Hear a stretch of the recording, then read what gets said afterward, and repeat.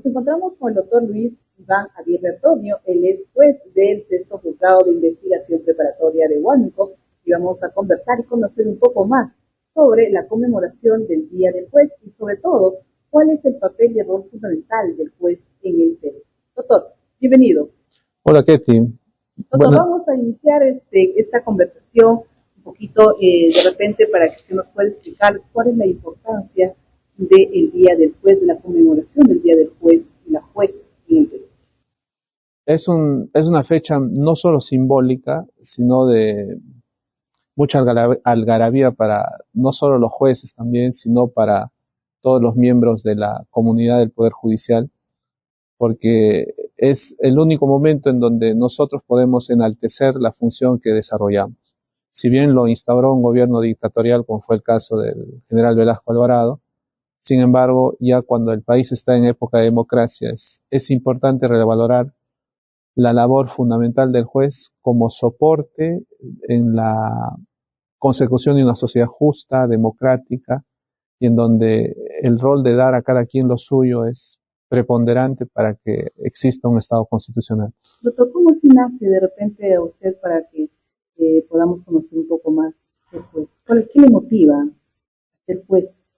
Bueno, yo era estudiante en la Facultad de Derecho de la UNEVAL, para el 2007, 2008, que ya egresé de la universidad y tuve mi primera experiencia en el Poder Judicial como cesigrista.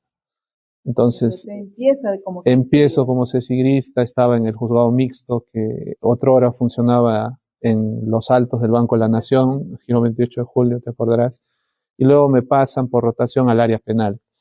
Ahí es donde consolido los conocimientos teóricos con la práctica y es el juez de aquel juzgado, del segundo juzgado penal de entonces, que me convoca a ser asistente de juez en un servicio prácticamente para el juez y luego me contrata el Poder Judicial ya como asistente y ahí empiezo a tener una mirada distinta del sistema de justicia penal desde la perspectiva del garantismo, ¿no? Ahí ya se veía que los presos tenían bajo un sistema inquisitivo, así se le llama en el derecho procesal, no tantas facultades de defensa. Entonces, cuando el Código Procesal Penal se implementa en el año 2012 aquí, pero ya en el 2006 en Huaura, y el sistema anticorrupción empieza a funcionar en el 2011, yo ya era servidor de la Corte desde el 2008, ¿no? Estoy hablando de abril del 2008, y ahí es donde nace esta vocación de llegar en algún momento a administrar justicia y servir al pueblo o a la población desde esa perspectiva, dándole una justicia eficaz, eficiente, pero célere, ¿no? Porque había una diferencia entre lo que hacíamos en juzgados penales hasta antes del 2012 y lo que se hacía ya en el nuevo código. Entonces, en base a eso, después de 5 años, porque yo empiezo la carrera de juez en 2017, consolido toda esa experiencia previa, ¿no? Y además era también, ¿no? Muchos lo saben, seguramente los que nos van a ver, que ya desde el 2015 o 2014 era también ya docente universitario. Entonces todo lo aprendido buscaba plasmarlo en los alumnos, los estudiantes de repente, toda la experiencia que estaba adquiriendo. Sí, era como una retroalimentación, ¿no? Lo que hacíamos en la universidad ya no alcanzaba para cuando era solo servidor judicial. Entonces ya necesitaba un campo de acción más amplio y eso me motivó a postular a ser juez. Claro, y además ser juez no solamente implica el deseo, también hay una mayor beneficio, la postulación, estudios, preparación. Sí, principalmente el tema de la probidad o de la idoneidad en el cargo se manifiesta en una preparación no solo teórica, sino también ética, desde la perspectiva en que tú ya no te debes a tus compañeros de trabajo, siendo un tema interno que pueden ser los mismos servidores y también los jueces, ya sean especializados o superiores, sino te debes a ti mismo. Llegas un momento donde tú tienes que dilucidar situaciones muy, muy complejas y te debes a ti, te debes a tu conciencia y resuelves en función de lo que ya aprendiste y lo que ya puedes aplicar y plasmarlo en la resolución. Doctor, ¿y por qué se ha especializado en materia penal? Yo cuando estaba... El derecho hay varias ramas, tenemos laboral, civil, ¿por qué penal?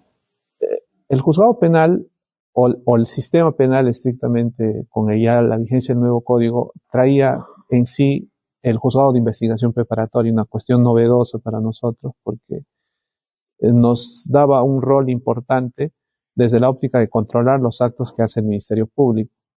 Y más allá de que podemos restringir la libertad de las personas con audiencias o autos de prisión preventiva, era importante ir conociendo el proceso penal desde el inicio.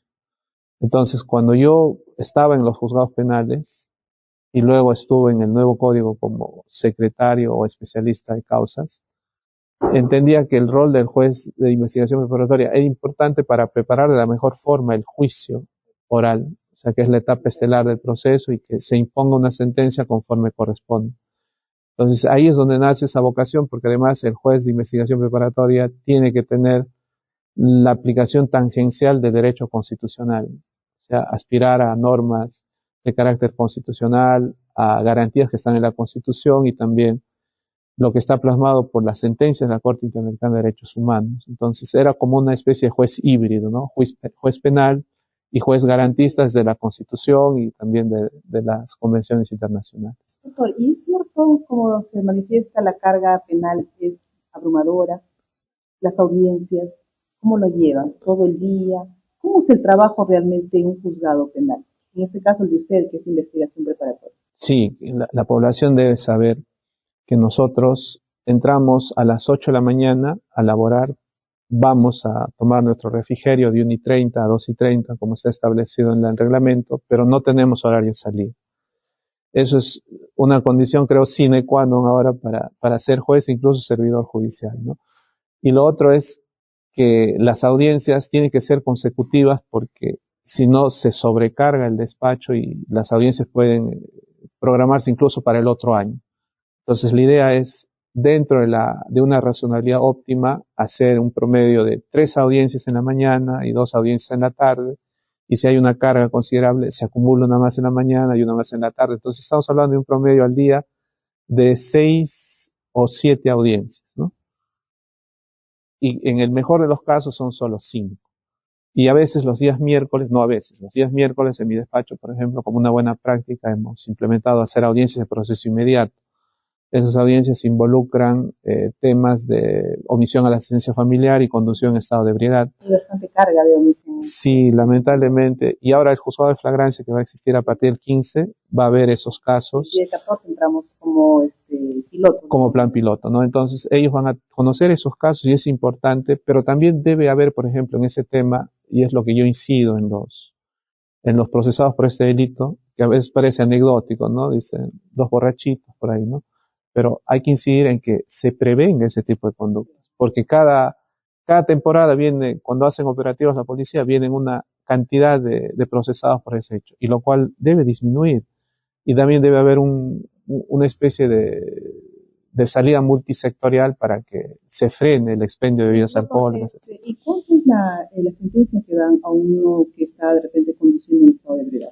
Porque hay una sentencia, no es solamente que hay una multa. Sí, generalmente cuando llega al juzgado de juzgamiento le dan una sanción privándole de su libertad, pero con reglas de conducta. A veces se acogen al principio de oportunidad, porque el Estado le da hasta 2 veces una oportunidad de acogerse, pagan la reparación civil y obviamente les dan una oportunidad. Pero si ya son reincidentes, por así decirlo, lo que sucede o reiteran ese delito es que se les tiene que inhabilitar. Ya no tienen que conducir vehículos motorizados, porque hasta se les incapacita permanentemente para obtener la licencia si no la tienen, y si la tuviesen se les cancela. Entonces eso, por ejemplo, al parecer no está entrando, no está llegando, no se está informando adecuadamente de repente a la población, ¿no? Exacto, no hay una conciencia, porque además de conducir en estado de ebriedad se puede generar accidentes de tránsito, ¿no? Y hemos visto casos incluso de que un motociclista en la vía colectora se accidentó y falleció. Hay bastante. Sí. Doctor, ¿y cómo hace usted, porque usted también es padre de familia, tiene toda una familia, hijos, cómo hace la combinación? Salir de un juzgado penal donde realmente se ve cosas que involucran parte de la sociedad, que son robos, asesinatos, violaciones, ¿no? ¿Cómo es la parte humana de un juez? Yo creo que hay 2 factores, ¿no? la resiliencia, porque hay que saber resistir esos embates psicológicos propios de la carga emocional que uno sigue, porque ver a niñas afectadas por violencia sexual, o ver madres de familia por agresiones en contra de la mujer, o ver casos de feminicidio, como tú dices, también robos con violencia, extorsiones, entre otros, nos trae una carga significativa a los jueces del HIP, ¿no? Supongo yo que también a mis demás colegas. Eso es un factor, ser resilientes, y el otro es equilibrar el tiempo. Entonces, hay días en que puedo salir a las 5 y me voy a la casa y, como dice mi hijita, ¿no? Buscamos tener un tiempo de calidad. O como dice mi hijo, ¿no? Hay que jugar aunque sea por este tiempo. Entonces ya le buscamos a dar a ellos esos momentos, y cuando no estoy de turno, los sábados y domingos somos, como dicen vulgarmente, ¿no? Full familia, para dedicarnos a ellos, porque al final es la familia lo que nos soporta, nos sostiene para afrontar este tipo de situaciones laborales que nosotros no es que lo hayamos buscado, ¿no? Sino que es por una vocación que tenemos, que estamos aquí y le buscamos dar a la patria, a la sociedad, el mejor de los mejores años de nuestra vida, para que de esa forma sea la sociedad la que se vea beneficiada del trabajo de los jueces. A veces es inadvertido, no se ve en comprensible también el trabajo que ustedes realizan. Exacto, en el día a día la trascendencia de la actividad judicial. A veces se nos cuestiona sin mayor justificación, pero la población tiene que entender que finalmente, si es que no existiría el Poder Judicial, la sociedad no podría ser democrática. No podría, exacto, no habría paz social, la Constitución sería un mero documento, y lo que acá tratamos de hacer es dar a cada quien lo que le corresponde. En la justicia penal, si el Ministerio Público tiene la razón, por ejemplo, se ampara un requerimiento de prisión preventiva en el juzgado de investigación preparatoria, y si no la tiene, se le da comparecencia con restricciones a un imputado para que afronte el proceso en libertad, que es la regla. Eso también la población debe entender, ¿no? Pero si el delito es grave y finalmente no hay posibilidad de arraigos, a riesgos de fuga, la pena es alta, la magnitud del daño no ha sido resarcida, incluso hay posibilidad de obstaculizar la actividad del Ministerio Público, la prisión preventiva sirve para eso. No es una sentencia definitiva. A veces la población, hasta tus colegas periodistas lo confunden, ¿no? Dicen, una sentencia de prisión preventiva. No es así. La prisión preventiva es una medida cautelar, provisional, que puede variar. Lo que importa al final es el desarrollo del proceso, y si hay una sentencia condenatoria, pues el responsable del delito tendrá que pagar la culpa que ostenta, ¿no? Y si no, será exculpado y será inocente. Doctor, ¿qué le diría a sus colegas, a los jueces, a las juezas y a la población en general sobre el rol que cumple el juez dentro del país? En primer orden, decirle a mis colegas, jueces superiores, o también jueces supremos, jueces superiores especializados y mixtos, y también los jueces de paz letrado, que no desmayemos en esta labor, en esta noble función que hemos asumido de ser jueces.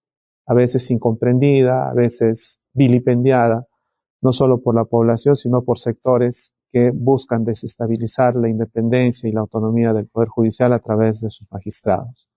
Mantengámonos, colegas, firmes, puestos siempre a asumir los retos que involucra esta noble función, cual sea el área en donde nos desempeñemos. Y a la población, como siempre lo vengo diciendo en las audiencias, a los que son parte de la composición de un proceso, que confíen siempre en la correcta administración de justicia. Los jueces nos debemos no solamente a nuestra conciencia y a la probidad e integridad que vamos a tener en el desarrollo de nuestras funciones. Para ello nos hemos capacitado, para ello hemos aspirado a este cargo, y siempre estén atentos a los roles que vayan a la función magnánima que vayamos a desempeñar en pos de administrar justicia en favor de toda la sociedad. Sí, estuvo con nosotros el doctor Luis Iván Aguirre Antonio, quien nos dice y le dice a sus colegas, los jueces y juezas de todo el país, que no desmayen, que sigan en esta importante carrera, que es la vocación de servir a la población con una justicia accesible, rápida y sobre todo transparente. Y a la población se manifiesta que confíe en el Poder Judicial, que confíe en sus juezas y jueces. Doctor Iván. Muchísimas gracias. Gracias a ti. Muchas gracias.